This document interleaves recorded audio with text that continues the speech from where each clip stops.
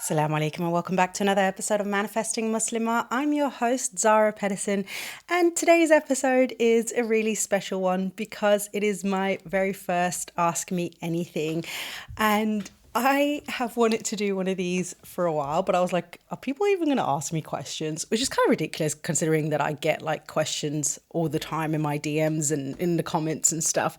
But I don't know, there was a part of me that was like, oh, what if nobody asks me any questions? Then I'll be like, oh, I'll have been that person who's like, an Ask Me Anything is going to come, and then nobody asked me anything, and so I'm not even going to make the episode anymore. I don't know. I was also kind of like, or like one of the reasons why I'm really excited about it is because I'm kind of hoping to implement it regularly in my podcasts, like maybe one episode a month or something, where I'll do like an Ask Me Anything. So if you're listening to the podcast and you're not doing it yet, go follow me over on Instagram, because that is where I'm going to be posing the questions or like the prompt for you to ask me anything that I will be doing the podcast episodes on. So if you are like, oh, I didn't see that you were going to do this, and I didn't see that you were prompting people to ask you questions, go follow me on Instagram, because in my stories there, I just sort of was like, hey, I want to do this Ask Me Anything, and I left the little Ask Me Anything box. And those of you who had a question for me left it there. And alhamdulillah, there are some of you who wanted to know a couple of things. And so that is what this episode today is about. So that's very, very exciting. But yeah, at Manifesting Muslimah, follow my stories or check out my stories. As I said, I reckon about maybe once a month or so. And that's going to be sort of, because I don't want to like make it an Ask Me Anything podcast, let's keep it sort of somewhat balanced, let's put it that way. Okay, so I'm going to go straight into the questions because there's some really, really, really good ones. And I'm actually going to start with the first one that, well, this is actually the last question that came in, but it came from a friend of mine who asks, have you learned Italian cooking skills, or do I need to cook when I come to visit? And yeah, you need to cook. Like, you know who you are. I'm not a cook. Even if I learned something, it would still not be as great as the kind of food that you make. So no, absolutely. Anybody, just in general, guys, this is just for anybody who's listening, who's like, hey, maybe one day I can visit Zara or whatever. If you want to visit me, regardless of where I am in the world and what I do, you're the cook. I don't cook. I just don't cook. So such a bonus if you can make good food, because then there's more chances that I'll be like, yeah, hey, why don't you come along and visit me so I can eat really, really well. So no, I have not learned Italian cooking skills. I doubt I will. But even if I do, you will be cooking. Okay, so that was the first question. That was a little bit random, but I really just wanted to get that one out of the way, just because I also feel like it, just a little tidbit about me to you in general. Okay, so the next question that I've got is, are you happy where you are now? And I love this question. First of all, thank you so much for asking. That is so sweet of you. And I want to say, yes, I am. I absolutely am. The last few months of my life coming to Sicily, just in general, the last like year and a half, nearly 2 years at this point, have been so I've learned a lot. Let's put it that way. There's a lot of changes have been happening. Lots of things have happened in my life. And I, at times it's felt a little overwhelming, but overall I feel very, very blessed. And I feel very lucky. And I feel very grateful for the life that I get to live, that I get to experience, that Allah has put in front of me, and that I get to say yes to. And I am really, really happy right now. This is probably the happiest that I've been in a very, very long time, if not ever.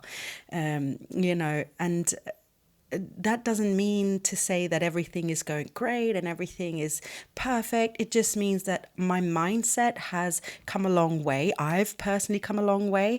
And so I'm in a position to fully appreciate the privileges that I have, the blessings that I have, the lessons that I've learned, the growth that I've been able to grow and sort of do. And so I'm in a position now to really appreciate myself and my life and my own efforts and energy. And that's a really wonderful place to be in. And better late than never. I mean, I'm 37, and some people are like, oh, that's a bit late to figure this out. Well, I don't know. Is it? Some people never figure it out, And is it going to remain this way forever? I don't know. Like, there'll be ups and downs, I'm sure. But where I am now, I feel very, very grateful, very blessed, very happy with my own efforts. And I have to say that, like, I very specify this, my own efforts of really going for the life that I want. My own efforts in creating the life that I want to lead or live. I was getting a little confused about the word that I was going to say there, live or lead. And also my own efforts in creating the happiness that I want to see in my own life. And so I'm very, very happy where I am right now. And inshallah, it'll continue. I just want to put it out there because I think a lot of people, when they hear stuff like that, they're like, oh, clearly no worries and whatever. I'm very overwhelmed at the same time. I'm very happy, but I'm also very overwhelmed. A lot of things are happening around me all the time. And it can feel a little bit overwhelming, on like a day-to-day basis. But the overall emotion that I'm going through is gratitude. I feel very, very grateful for the life that I get to choose to live. And so even when I feel overwhelmed, I just simply remind myself of how blessed and lucky I am and how favored I am. And so it's easier to overcome those feelings of stress and anxiety and all of those things in order for me to be able to settle myself back again and enjoy my life. So thank you so much for that question. That is so sweet of you. Okay, so the next question says, can you talk more about how people say there is khair in delay? Yes, I absolutely can. So there could be khair in delay in a lot of ways. I personally also am, a massive fan of the delay if it's from Allah, not from ourselves.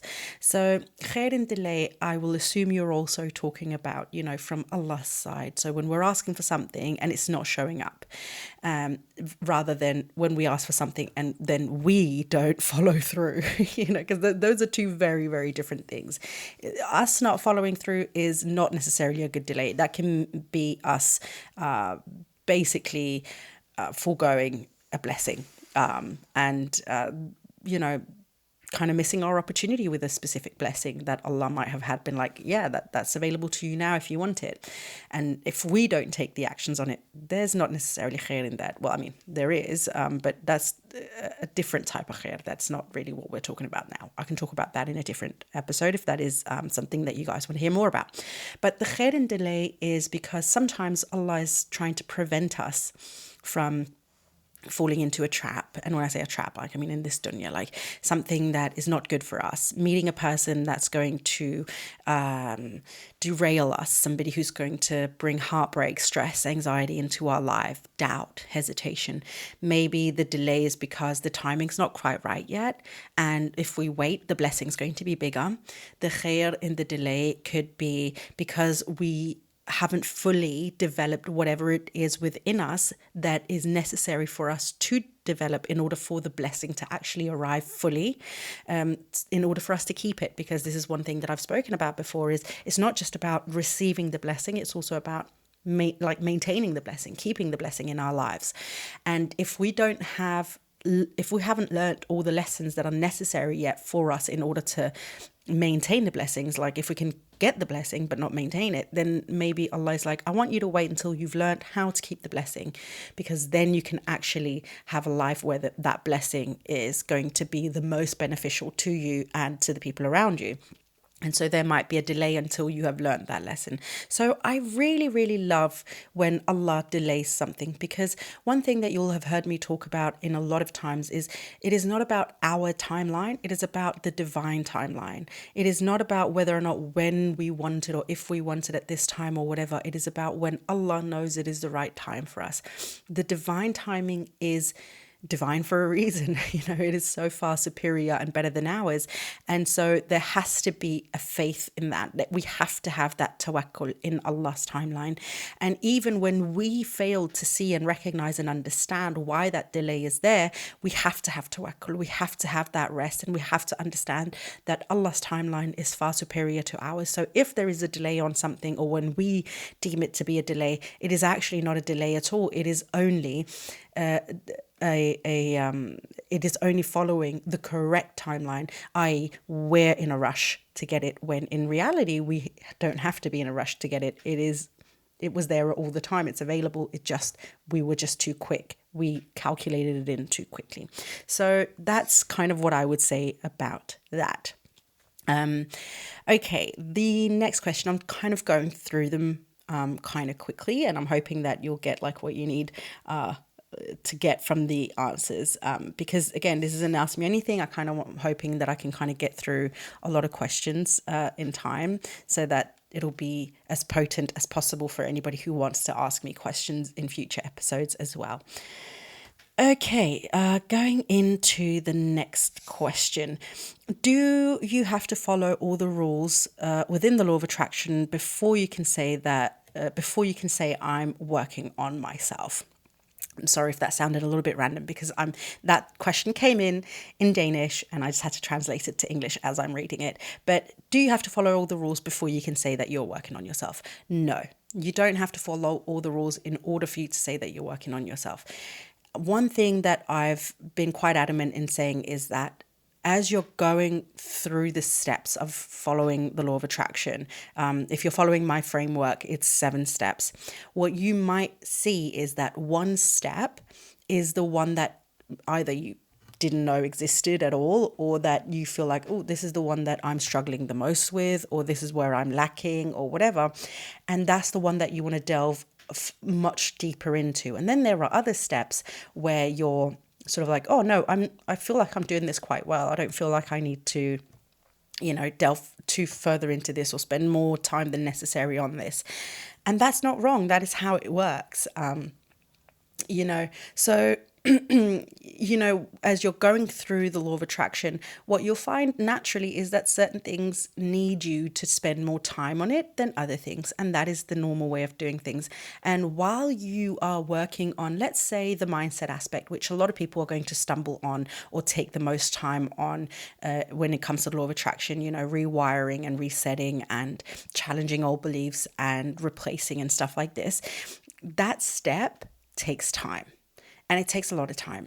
And it is also the step that you'll probably return to time and again the most, simply because of the fact that as you progress, new beliefs, new mindsets, everything, impressions, stuff like that are going to continuously be downloaded into your brain, and you have to assess and reassess and figure out what's going on now, what's going on, what happened then, and why is this next level harder for me, and all of these things. So that's like a step that you'll find quite often that most people kind of get stuck on. And that doesn't mean that they're not doing all the other things or that they're not working on themselves or anything. It just means that, one step sometimes takes a little bit longer than others, and for a reason, because it's a big step. So no, you don't have to do everything all at once in order for you to say that you're working on yourself in your life. It is natural that there'll be specific steps for people that'll take more time. And let me just find the question, because there's another question that actually speaks into this, and I was just about to kind of go into that. So I mentioned, the mindset step, that a lot of people kind of get stuck on that. But another thing that a lot of people get stuck on is the dua itself, which brings me to this next question. Is it normal for faith to go up and down and to feel like you don't know how to ask or pray? So you can see I'm actually going right back into, what I was about to say, which, well, I don't know if you can see that, but my brain can see that. And so, hi, ADHD, everything kind of rolls into one. Yes, 100%. It is so normal for our faith levels to sort of feel like they're swinging. It doesn't mean that we believe less or we believe more. It just means that dunya happens, things happen in our lives that sometimes might rock us a little bit, that might make us question things a little bit, that might make us feel not as connected in our salah or in our du'as, in our prayers, in our dhikr. And that is normal. And it's definitely something that if I haven't done so enough yet, then I apologize, because my intention is definitely to be very transparent around how religion can look for different people in faith in general, and that it is a journey. And a journey is sometimes you're going downhill and it's like fast and you're like, wow, this is easy. But other times you're going to go uphill and it's a little bit harder, and you've got to catch your breath. You have to take breaks. You have to reassess. Am I really going to, go uphill now when I'm tired and whatever? And it's very, very normal. And I love that sort of in this question, you also say, like, you don't know how to pray. And is it like to feel like you don't know how to pray or ask for the things that you want? Because this is one thing that I actually see quite a lot. So as I said in the previous question, when I answered that, is that a lot of people struggle or like work a lot more with the mindset, because that is something that is a huge component of the law of attraction, and working on yourself in general is to understand what is going on inside of you. But when it comes to Islamic law of attraction, of course, there is no law of attraction without the dua. There is no manifesting without asking Allah subhanahu wa ta'ala to bless your life with the thing. So the dua is a critical component of the law of attraction from an Islamic perspective, because we're not the creators. We're not even co-creators. Allah is the creator and we are the servants, and we are the ones asking the creator to create for us on our behalf. And so one question that I have actually been getting quite a lot is, I don't know how to make dua, or I feel awkward asking for dua. I feel guilt, shame when I sit down in dua. I don't feel comfortable asking for the things that I really want. I feel like I need to ask for everybody else. But when it comes to asking for myself, I kind of get stuck. I don't know how to word it. I feel awkward. So many things come up for people when they have to sit down and make dua. And one of the things is, again, like, because I do see that there's like a couple of, it's like twofold, this question, one about the faith and the other one about the asking and praying. So we've covered the faith bit about it can go up and down a little bit, or we can struggle more at times, and then other times it feels easy and flowy. And then the dua part is because of our understanding of the dua and the way that we were raised with how we speak to Allah subhanahu wa ta'ala. And I think this is my personal opinion, and you can, if this doesn't resonate with you, just leave it. You don't have to take it.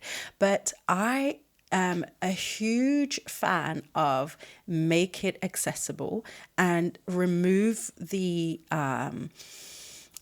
pressure of it being perfect. Remove the pressure of it only having to be done when you are sitting after salah and wudu. Remove the pressure of that you have to be dressed in a certain way, that you have had to fulfill certain criteria in order to ask Allah. Remove all of that kind of pressure from the dua and just talk to Allah. When I don't know if I've ever actually spoken about this before, but you're going to be the first ones to hear it if not. When I first reverted to Islam, I was really struggling with, going to a mosque, because I felt still very much like there was a massive pressure to perform, Islam and being a Muslim in a perfect way. And I was very much far from it. I still am very much far from it. And so going to a mosque and being around Muslims sometimes felt really like huge pressure points for me, because I was like, I know I'm failing. In comparison to a lot of other people, or that's how it felt at the time, right?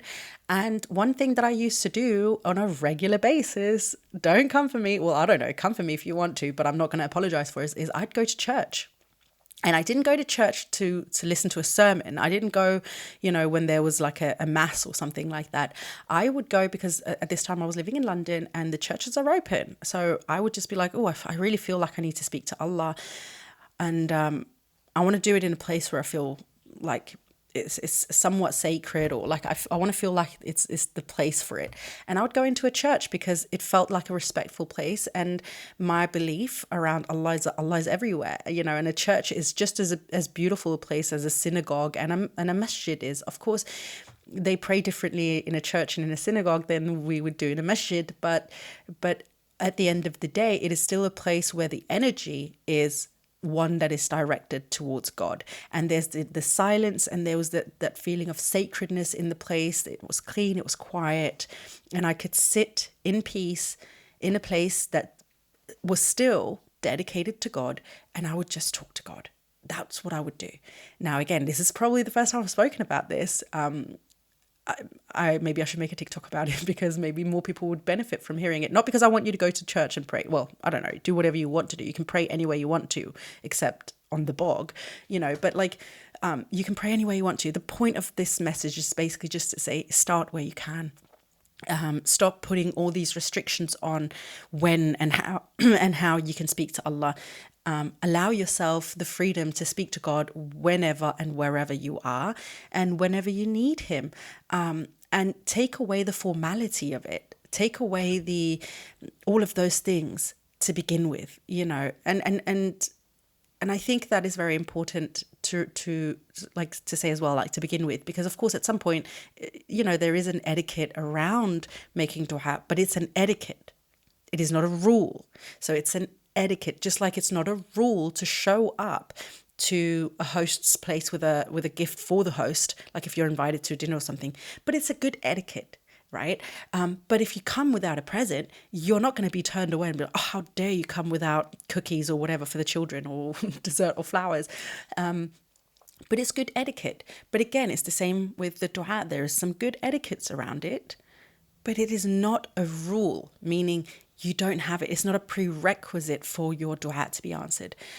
So it is very normal. Don't feel like you're absolutely on your own with this. But I would say start with what you feel comfortable. And in the beginning, it's probably going to feel awkward and you're probably going to struggle a little bit, finding the correct words. And maybe you're going to feel like you sound like a lumen idiot. I don't know. The point is just do it anyway. Allah knows. And Allah has never said to us, in order for you to make dua to me and call for me, you first have to be perfect and you have to do it in a masjid and you have to, there's no prerequisites. He just said, call on me. That's all he says. Just call on me and I'll be there. Just call. Just say, I need you, God. And then after that, if the words don't come, just sit in the emotion. Just sit in the feeling. Allah knows. He doesn't need our words for him to understand what we're going through. So sometimes it's just like, God, I really need you right now. I can't find the words, but just be with me right now. I just need to feel that you're with me right now, and then just sit in that feeling of whatever it is that you're wanting to ask for or that you're going through. And Allah will know. Allah knows even before you call him anyway, right? So so that's what I would say to that. So that was like a little two-part question going in there. Okay. Next question. What would you say is the biggest block to manifesting? The biggest block to manifesting, well, obviously it's going to be very individual from person to person. I feel like there are quite a lot of big blocks within the Muslim community. I think one of them is 100% the one that we just spoke about, that we don't know how to approach Allah. And so our understanding of Allah is usually quite skewed in a way that is not favorable for us in this dunya or in the akhirah for that matter. And it makes it very difficult to approach manifesting specifically in a way where it feels acceptable, because a lot of people don't want to accept that we can just ask Allah for things and Allah will provide. It feels almost blasphemic to be like, I'll just ask Allah for whatever I want and then he'll just give it to me, as if Allah isn't the most merciful, most giving, the best of blessers ever, So I would definitely say that one, the understanding of Allah and our relationship with Allah, so the personal relationship with Allah from person to person, in order for us to come to him and ask for things that we genuinely want in this dunya. I would say that's definitely one of the biggest blocks. Another big block, I think, is this, number two, definitely mindset. People don't want to do the mindset work. And that's a massive block for a lot of people.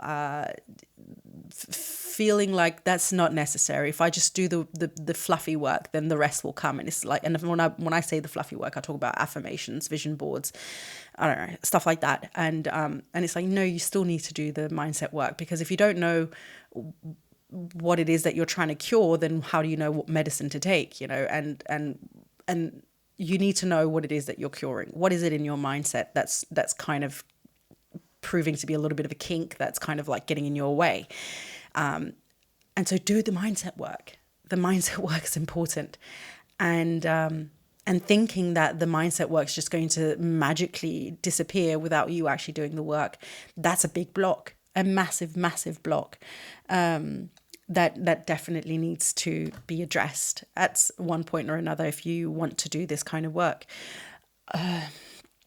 Another big block that I see is feelings of worth, especially for Muslim women. Feelings of worth, because this is something we're constantly talking about in the membership group. If you haven't checked that out, what are you doing? You need to be in the membership group. The conversations there are insane, like insanely good. But the feelings of worth. So Muslim women in general, and it's okay if you don't fall into this category, have been raised with, and this is not from Islam, this is from culture and tradition. So just putting that out there before I even begin on this, have been raised with a lot of the times with this feeling of like, if you want to be a good Muslim woman, you have to sacrifice.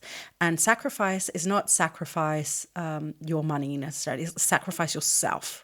That's what it's about. It's sacrifice yourself, sacrifice your happiness, sacrifice your comfort, sacrifice your time, your needs, whatever it is, for other people all the time.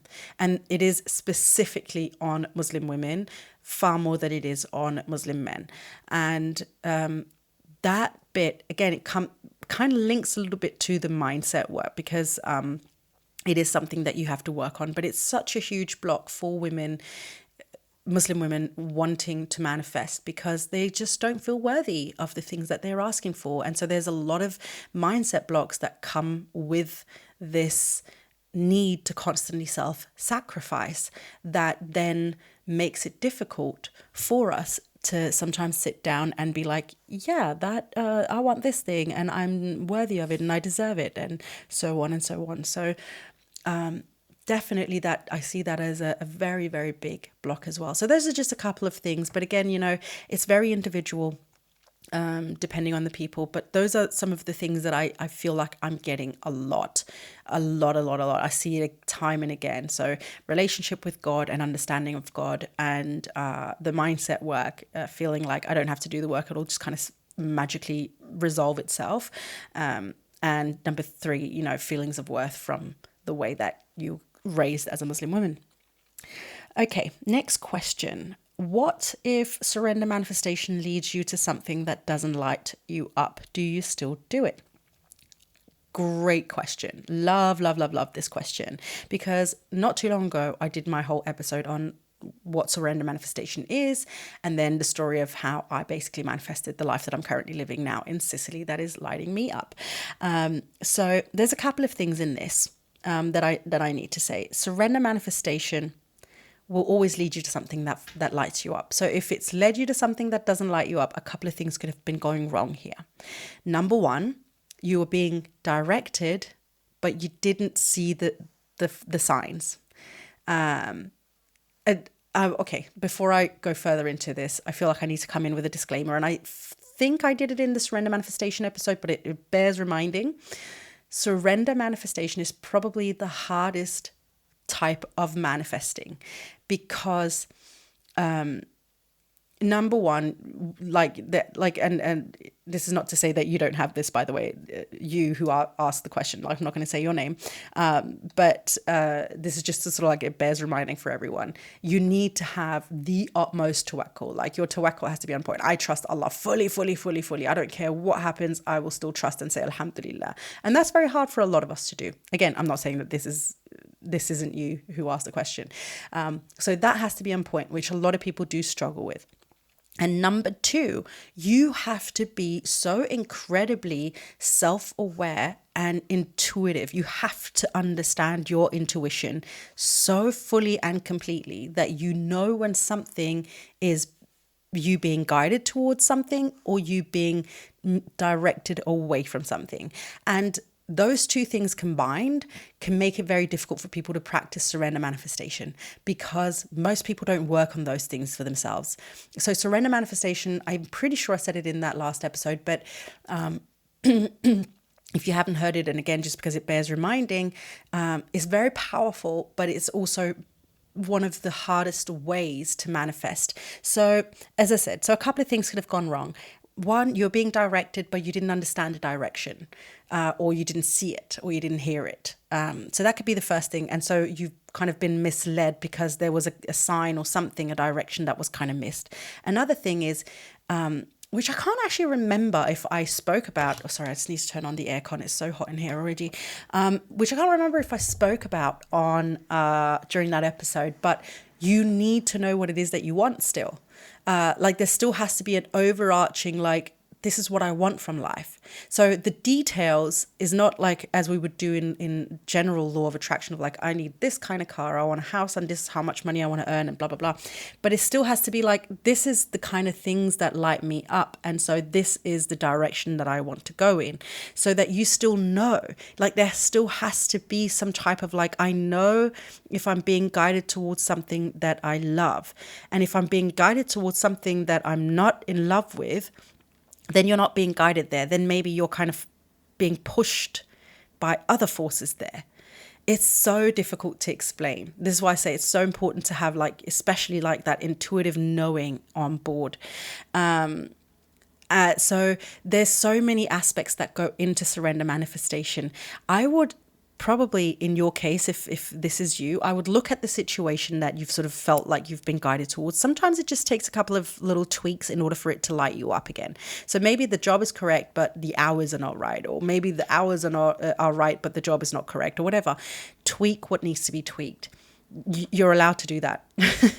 You're allowed to set small, I say demands, but it's not like, we're not demanding anything of Allah, but like small little demands. Like you can say like, no, but this is not what I wanted, or this is not lighting me up, or whatever. So you're allowed to do that. You're allowed to go in and tweak and rearrange certain things so that it suits you. For instance, the job at the veterinary clinic, she wanted me to work there 6 days a week. And I was like, nah.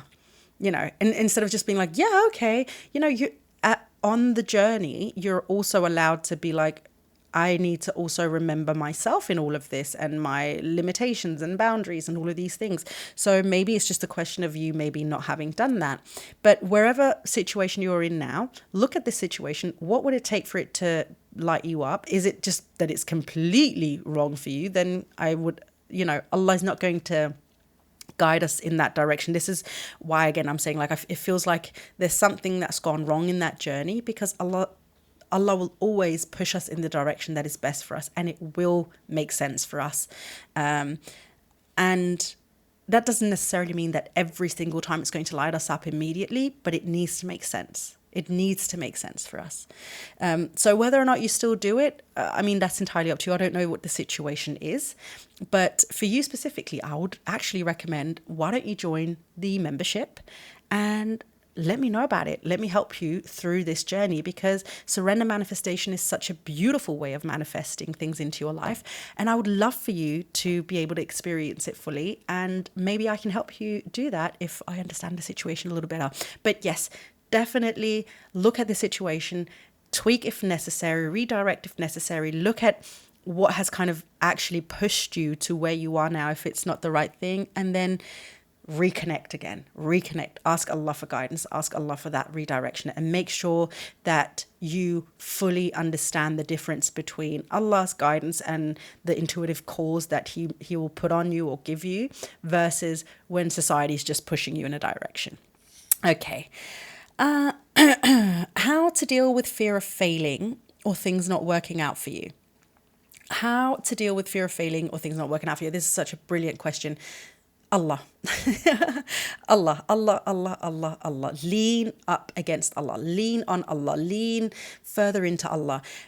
Oh my God, I'm going to sound so full of myself when I say this. I don't have a fear of failing really in the same way that I used to, or fear of things not working out for me in the way that I used to, because my trust is so heavily ingrained in Allah having my back that I don't even care, because Allah's got me. Allah's got me because I choose for Allah to have me, and I believe that Allah has me because Allah has made these promises to us. So Fear of failing doesn't exist to me in the same way, in the way that it used to. For me, it means, oh, well, if it doesn't happen, then it's just that it wasn't the right time. But it's still not a failure because it's following the divine plan and the divine timing. So it's not a failure anymore. It's just as we were speaking about earlier, a delay. It's just a redirection. It's just a call to go in a different direction. And so for me personally, having that much faith and trust in Allah means that I can go in with much less fear and hesitation than I used to. And it's funny because as I'm saying this, I opened this whole episode saying, oh, I was a little bit hesitant about doing this. And what if nobody, asked me any questions? And so it's not that I can't have hesitations or anything like that, but it's that I still do. I still do the thing. Fear, hesitation, fear of failure to whatever extent, worrying about whether or not something's going to work or not work for you. Those are real human emotions and we can't escape them. But what we can do is dull those emotions, or we can kind of hide them behind Allah, so to speak. We can give those worries away to something that is far greater than us, which is Allah subhanahu wa ta'ala. So in my case, I choose not to hold on to that. I give that worry and that forward planning and everything back to Allah and say, I have no idea what happens in the future.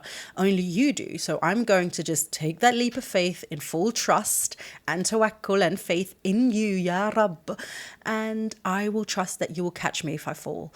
And every single time Allah catches us. And so, so I don't have that fear of doing despite. And so for you, I would say, deal with the fear of failing and things not working out for you by putting the responsibility back on Allah. Give it back to Allah. Allah knows how to deal with it much better than we know. So give it back to Allah and then do the thing anyway, trusting that Allah supports you and has your back. Okay, last question, you guys. Okay. This is also a good one. How to deal with subtle emotional abuse that's been constant for many years from sister-in-laws. Okay, so this is a very big, very complicated question. Well, complicated in that, for the person asking. Again, I'm not going to mention any names. So first of all, to you who asked the question, I'm so sorry you're going through that. That is absolutely awful. And I pray that better days are coming very, very soon your way. How to deal with that is setting boundaries. Setting boundaries. Even the subtle abuse is still enough for you to notice. So setting boundaries, and this is really, really, really difficult to do, especially from family and especially in-law family, because there's a very fine line between, especially from like a cultural perspective, what is setting a boundary and what is disrespectful. So, being very tactful around it and not setting boundaries in a horrible way or an aggressive way, but really coming at it from a place of just like, hey, I don't know the situation, so I'm just going to give an example, and that could be completely wrong for your situation or completely right. So I don't know this situation, but if they make a little joke on your behalf, and whatever it might be, just being like, when they start laughing, being like, hey, I've actually noticed that you make jokes about me in that way, and it's kind of not making me feel so good. Would you mind kind of like I just want to make you aware of it, like, because it's actually making me feel kind of sad. And this is a way to set a boundary without you saying, hey, stop it. Because the hey, stop it can be very aggressive, but making the other person aware very openly, and especially in front of other people, that you're actually hurting my feelings. Because that right there, especially when confronted with that, it's not about I'm telling you to stop. It's about I'm telling you the effect that what you're doing has on me is very hurtful. And as a result, they will start feeling, 9 times out of 10, unless they're sociopaths, will feel very self-aware, and they'll think about it next time before they make a joke. Or they'll, be assholes, no offense, and literally be like, oh, stop it, you're just being sensitive. But they know it. You have made it aware. You have made them aware of the impact it has. That's the first step to setting a boundary. It's not aggressive. It is literally just like, hey, you know, when you do that, it's actually making me feel really bad, or it makes me feel really self-conscious in a horrible way, or whatever it is. And most people will actually be like, oh, I didn't mean that. I'm sorry. I was just joking or whatever. And as I said, some people are going to be assholes and they're going to double down. But if they do the second thing, which is the doubling down, then you know that, hey, they have an energy around me that is not helpful to me or making me feel very good. So I will minimize my exposure to their energy. So now the boundary will come into effect by you limiting your exposure. And this can also be difficult because, especially with family, but not hanging around them as much, you know, making excuses so you don't have to be around them as much. If your husband comes back and is like, oh, my sister said this, that, and the other, you just say, hey, I would really appreciate it if you just kind of keep those things to yourself. I don't need to know, because it doesn't concern you anymore. But the exposure to that kind of thing, the emotional abuse, however it looks, minimizing your exposure to it, because you are in control of that. And I know that's a hard thing to hear and to swallow for a lot of us, but you can control that. But it requires some firm boundary setting. But again, remember that firm boundary setting doesn't mean arguing, and it doesn't mean coming at things aggressively. It can just be making somebody publicly aware in front of other people that, hey, that thing that you're doing, I know that it's been going on for a while. I just want to let you know it's really hurtful to me when you do that. And 9 times out of 10, as I said, they will stop doing it because they will feel like a big prick if they continue doing it, especially after being called out on it. And as I said, if they continue it, then you know where their energy's at, and then it's a question of you minimizing your exposure to it, however it may look.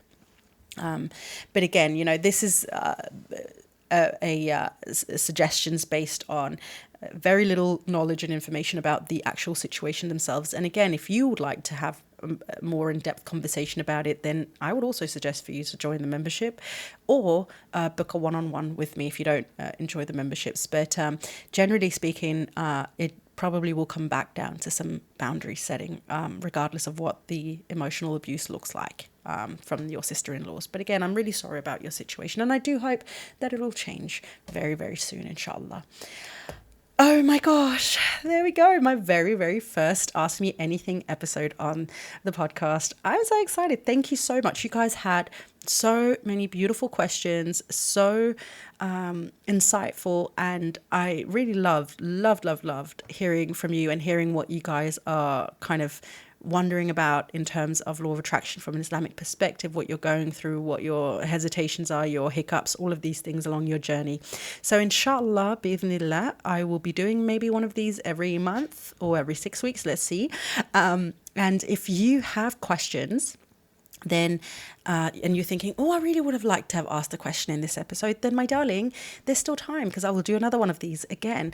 But I will be making that prompt for you to ask me the questions over on Instagram. So make sure you follow me on Instagram and check my stories regularly to see when I am putting out one of these prompts to ask me anything. And for those of you who were here this time and asked me questions, thank you so much for your question, and thank you for taking the time even just to put a question in. I hope that the answers that I gave you in this episode were beneficial to you. I hope that you could take something away from them. And if you need further guidance or anything at all, you please know that I do have my membership, and I also have my one-on-one coaching. The membership is by far the most affordable thing that you can find. You know, it's like literally £10 a month, but it is in a group setting, and if that makes you feel uncomfortable, I do have one-on-one coaching. But be warned, I'm not cheap. It's £111 an hour for a video session, and that is the price, because it's my time. So if that is too much for you, I would 100% guide you towards the group membership. I don't have anything in between, and I do that very consciously, and because I'm kind of guiding people towards the membership. But again, there is still the one-on-one if you would rather have that session where it's just you and I, and we can really go in depth with your specific situation and you can literally just bear it all. But anyway, all of that stuff you will find in the link in the show notes and everywhere where I can put a link in my socials. Thank you so much for listening in on today's episode. I will see you in the next one. But before then, my darling friend, please don't forget to live in love.